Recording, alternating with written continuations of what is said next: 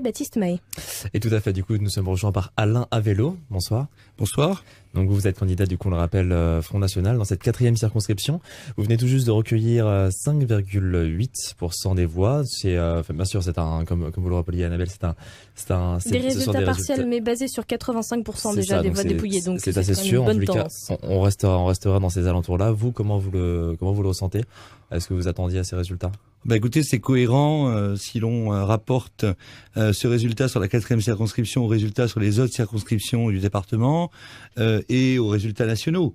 On sait très bien que nous sommes effectivement sur une circonscription qui est difficile pour le Front National, comme du reste dans un département qui est aussi peu facile.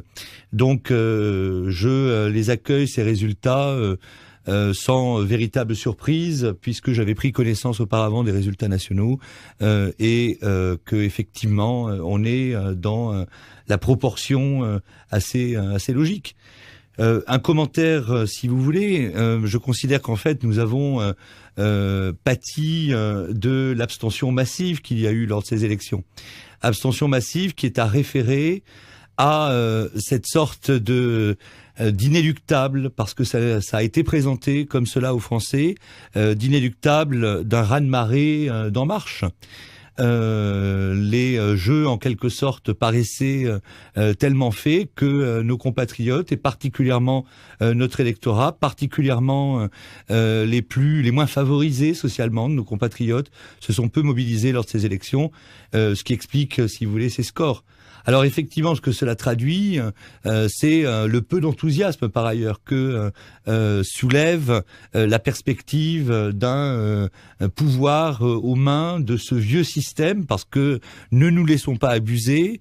En Marche, ce n'est que sous une forme en quelque sorte d'un nouveau packaging, le vieux système UMPS, avec tout ce qu'il a commis d'extrêmement délétère pour notre pays, pour la France et les Français, et cela va se poursuivre malheureusement. Donc un dernier mot pour en quelque sorte tout de même donner un message d'encouragement. Il faut que l'électorat se mobilise partout où il y a des candidats républicains et patriotes du Front National qui sont au second tour, de sorte à ce que autour de Marine Le Pen, qui devrait selon toute probabilité être élue et assez largement à Hénin-Beaumont, se constitue un pôle d'opposition, parce que ce n'est pas de LR ni du PS qui s'effondre du reste qu'il faut attendre la moindre opposition au gouvernement En Marche, mais bien des républicains et patriotes qui sont rassemblés autour de Marine Le Pen. Et justement, en parlant de Marine Le Pen, est-ce qu'il serait envisageable du coup qu'elle quitte son poste d'eurodéputée si elle pouvait être élue à Hénin-Beaumont? Écoutez, je suis absolument pas compétent pour vous répondre là-dessus, mais elle remplira ça. Vous pouvez lui faire confiance, son rôle à l'Assemblée nationale. Et encore une fois, son rôle de polarisation d'une opposition, parce que les Français vont avoir grand besoin d'une opposition. Ce que promet le gouvernement En Marche, c'est le pire pour eux. C'est-à-dire que le gouvernement En Marche, c'est d'abord En Marche pour l'injustice sociale.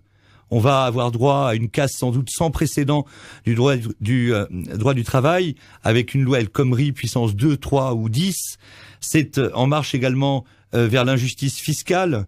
Il va y avoir, selon toute probabilité, une augmentation d'1,7 de la CSG, dont les retraités vont être les premières victimes. Il est question de sortir de l'assiette de l'impôt sur la fortune les revenus financiers. Bref, c'est En Marche vers la justice fiscale. On va être En Marche également vers moins de souveraineté, toujours moins de souveraineté.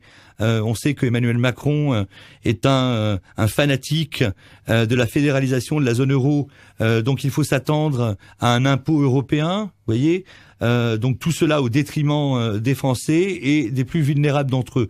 Donc il va vraiment y avoir besoin dans cette assemblée d'un pôle d'opposition véritable, et bien entendu, seul le Front National est susceptible de remplir cette fonction. Comment est-ce que vous expliquez, si vous êtes capable de l'expliquer, que le Front National fasse aussi peu de voix finalement par rapport au national ici dans votre circonscription? En tout cas, le résultat est quasiment triplé en national, et c'est le cas pas uniquement dans votre circonscription, mais plus globalement dans le département. C'est presque une constante finalement dans les élections dans la région nantaise, dans le département de la Loire-Atlantique en tout cas. À quoi c'est dû pour vous? Alors, d'abord, Nantes n'est pas une exception. Il y a d'autres grandes villes de la façade ouest de notre pays qui connaissent des scores à peu près incomparables. C'est aussi le cas de Paris. Pour rappel, nous avons obtenu 4,99% au premier tour de l'élection présidentielle à Paris. Maintenant, pour l'explication, elle est à la fois géographique et sociologique. Je renvoie aux très pertinentes analyses de Christophe Guilluy dans son ouvrage La France périphérique. Eh bien, effectivement, on assiste à une boboisation, pour le dire comme ça, des centres-villes et particulièrement des grandes villes, donc de la façade ouest de notre pays, quand les populations qui souffrent le plus du système que nous combattons, l'euromondialisme, pour ainsi le dire, eh bien, se trouvent progressivement reléguées à la périphérie. Alors, c'est effectivement ce qui explique notre département. Les scores de ce soir en sont la plus pure illustration, que plus on s'éloigne de Nantes, plus les scores du Front National soient élevés. Vous voyez. Bon, alors après, il y a effectivement un autre élément qui est historique.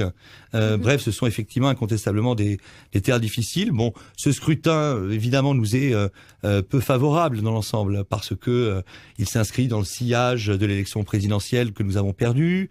Il y a d'autres raisons. Bien sûr, nous avons toujours dit que l'ouest de la France, et particulièrement la Loire-Atlantique, était une terre de mission.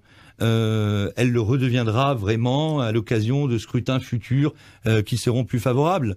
Nous avons 5 ans, vous l'ignorez peut-être, mais j'étais un membre de l'équipe rapprochée de campagne présidentielle de Marine Le Pen. Nous avons 5 ans pour préparer un accès aux responsabilités, alors à la fois par le haut, en 2022, mais également nous devons préparer les élections municipales de 2020. Nous allons poursuivre évidemment sans relâche notre travail d'implantation, et puis dans une autre configuration, dans un autre contexte, nous regagnerons bien sûr des points dans notre département compris. Merci beaucoup, Monsieur Avello, d'avoir été en direct avec nous depuis les studios de Radio Nantes. Je rappelle que vous étiez candidat du Front National sur la 4e circonscription de Loire-Atlantique. Merci.